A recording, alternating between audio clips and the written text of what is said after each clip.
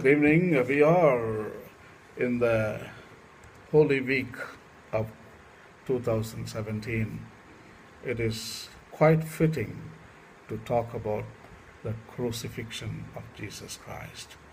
And also let us talk about ancient model of crucifixion and the ancient manners and customs, daily life, cultures, Bible, lands, etc., etc. Crucifixion was not a punishment that originated with the Jews or their judicial laws. Crucifixion was a brutal form of punishment that was common among the Romans.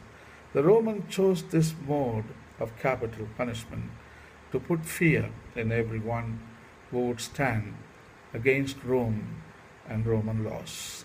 Crucifixion was common in first century Israel, and this fact is well documented in the writings of the historian Josephus Flavius. The Romans would choose a popular place in a clear view, lest anyone else violate Roman law.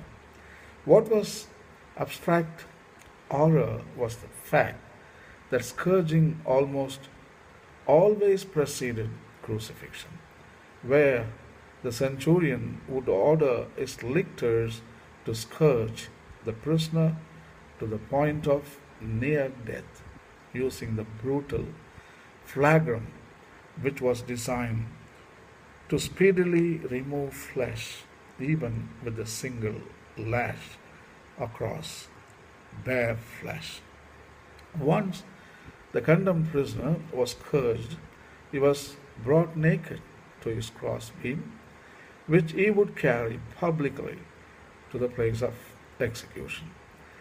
Nails would then be pounded into his hands and feet, and he would be raised up to an upright position, usually around 10 feet above ground. Jesus was brought outside the city gate and crucified at a place known in first century Israel as Golgotha or Calvary.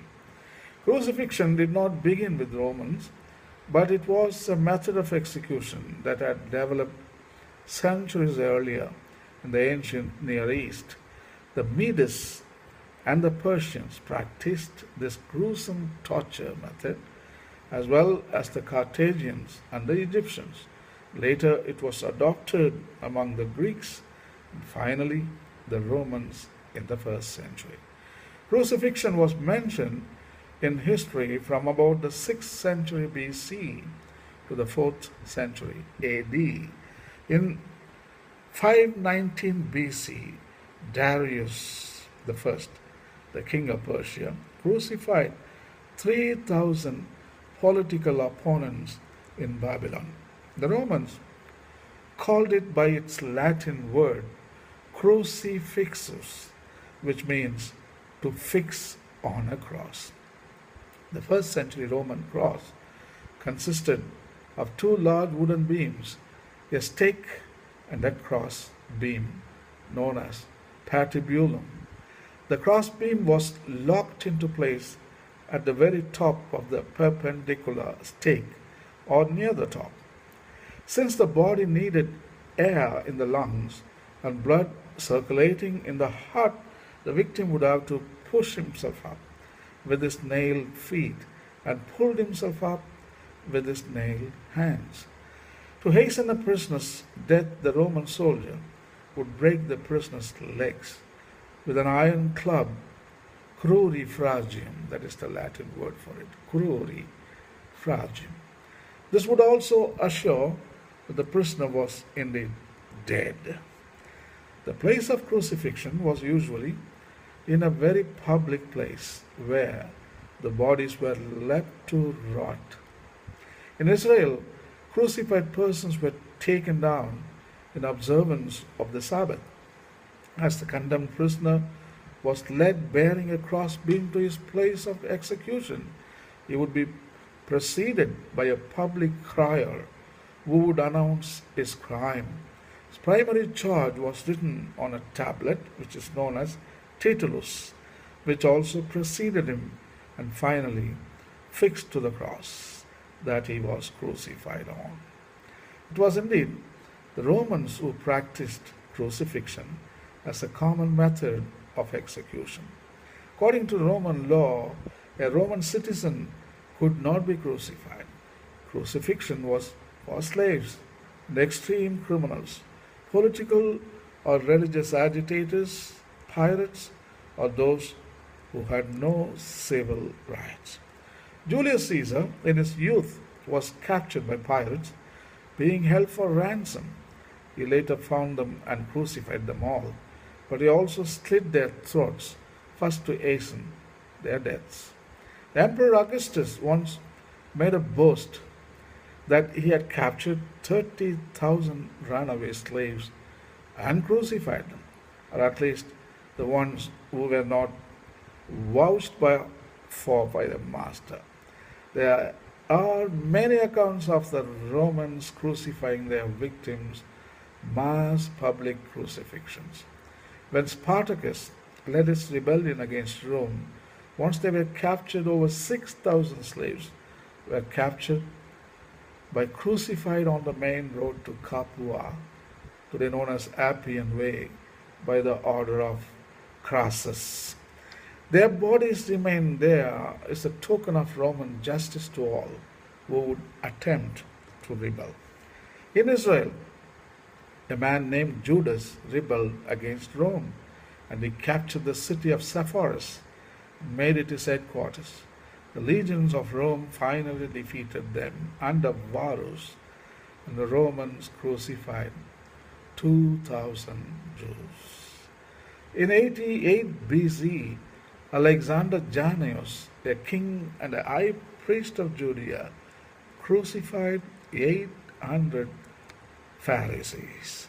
In Judea, on Passover, at about 31 AD, Pontius Pilate had Jesus of Nazareth crucified as a criminal of Rome. Although the death of Jesus is mentioned in ancient sources outside of the Bible, the details of the crucifixion and the events surrounding his death and resurrection are mentioned only in the Bible. The Bible reveals that Jesus' death was planned by the Jewish authorities because they did not have power to put to death a condemned criminal. They turned him over to the Romans for execution. Pontius Pilate, the Roman governor of Judea, made the final decision to have Jesus crucified. The Romans first scourged Jesus, then the Romans mocked him by placing a purple robe on his body and hailed him as the King of the Jews. Then the Roman soldiers made a crown of thorns and placed it on his head. Next, the Romans led Jesus to his place of execution.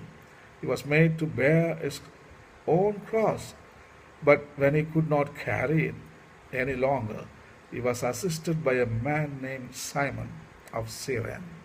When Jesus arrived to a place outside the city walls called Golgotha, his place of execution, Roman soldiers nailed his hands and his feet to the cross, and a tablet was placed above his head announcing his crime of proclaiming himself King of the Jews. The tablet recorded this in Hebrew, Latin, and Greek. Jesus was crucified with two other criminals, and he hung there for 3 hours. Roman soldiers divided his garments and cast lots for his robe. And people who passed by wagged their heads in disgust. Mocking him, they stated, "He saved others, but he cannot save himself." When the Roman soldiers were ordered to break the prisoner's legs, Jesus was already dead, and his bones were never broken. But instead, soldier pierced him in the side with a spear. Jesus' body was removed, and he was buried in a tomb nearby. After 3 days and 3 nights, he rose from the dead. The Emperor Nero, that is after the resurrection of Jesus, Emperor Nero was much younger than many people imagine, crucified an immense number of Christians for his own insane pleasure. He had actually blamed the Christians for the great fire of Rome. According to tradition, the Apostle Peter was crucified upside down. Throughout the history of the Roman Empire, Christians were martyred and crucified. Crucifixion came to an end under the Emperor Constantine in 337 AD, who had a supposed vision of the sign of the cross. He abolished crucifixion throughout the Roman Empire as a means of punishment. The empty cross became a symbol for Christians of Jesus conquering death once and for all. Thank you. Happy Easter.